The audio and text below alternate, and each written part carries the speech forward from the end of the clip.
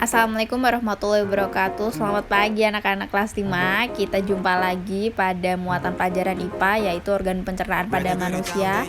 Kita akan belajar tentang faktor gangguan dan cara memelihara sistem pencernaan manusia.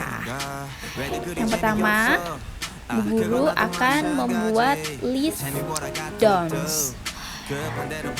Artinya adalah jangan melakukan kebiasaan ini. Berarti ini adalah list tentang faktor-faktor gangguan sistem pencernaan manusia. Banyak beberapa perilaku atau kegiatan yang dapat merusak sistem pencernaan manusia. Nah, itu bisa menjadikan kita memiliki penyakit. Kemarin sudah belajar kan, penyakit ada mah, ada tifus, ada asam lambung, ada sembelit, ada diare, dan lain-lain. Nah, ini yang pertama adalah kurangnya asupan makanan serat. Nah, serat itu apa sih? Nah, serat itu adalah bahan makanan yang seharusnya dibutuhkan oleh sistem pencernaan. Didapat dari mana sih? Nah, didapatnya dari sayuran. Nah, makanya kalau kamu jarang makan sayur dan buah, mengakibatkan kurang serat. Nah, pernah nggak sih Kak? Pasti ada nih yang nggak pernah makan sayur atau nggak pernah makan buah. Bu Guru dulu nggak suka makan sayur, cuman makan kuahnya aja.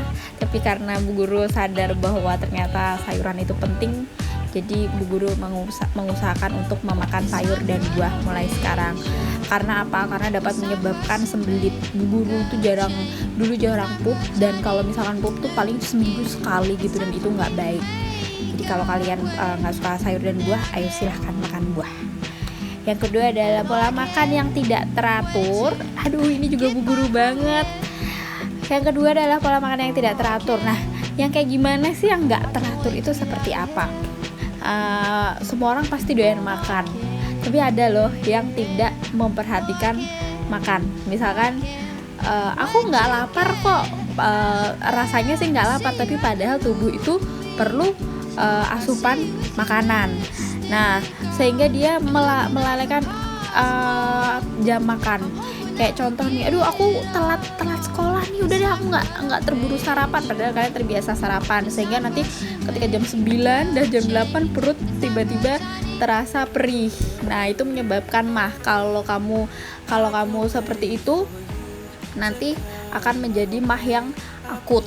Itu nggak baik, karena Bu Guru pernah diet program nggak skip makanan waktu pagi dan malam, cuman makan sehari sekali dan nggak tentu waktu, akhirnya menyebabkan mah dan rasanya perih sekali.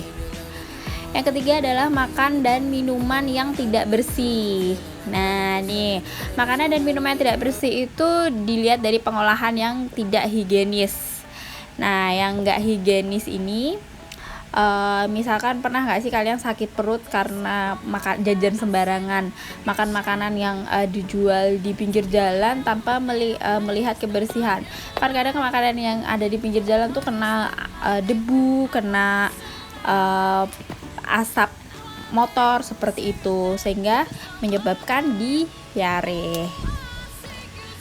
Nah, ini kita masuk ke list do.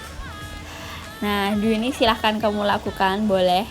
Bahkan ini sangat baik kalau kamu dapat melakukan setiap hari. Nah, yaitu cara memelihara sistem pencernaan. Nah, kalau memelihara sistem pencernaan itu kita dapat terbebas dari gangguan-gangguan atau penyakit. Kita jadi pup lancar, terus tidak sakit perut. Dan benefitnya banyak lah kalau kita sehat. Yang pertama, kita harus olahraga teratur. Nah, siapa yang selama pandemi tidak pernah olahraga? Jangan sekali-sekali tidak olahraga.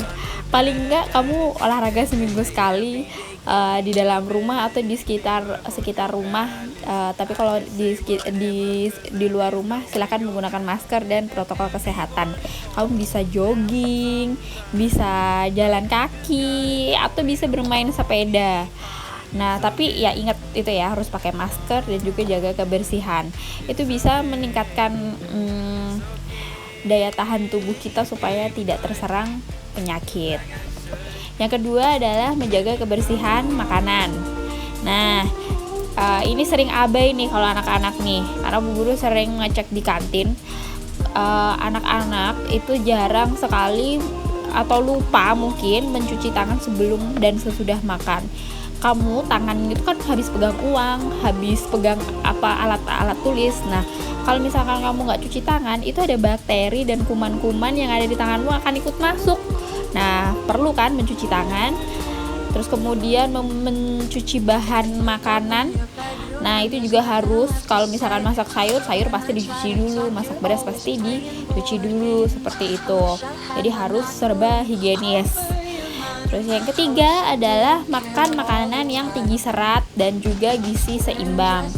Nah, Bu Guru tadi sudah jelaskan makanan yang tinggi serat itu ada di sayuran, ada di buah-buahan, ada di kacang-kacangan, juga kita juga memerlukan protein dari hewani dan nabati.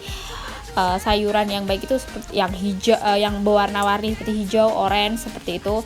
Kemudian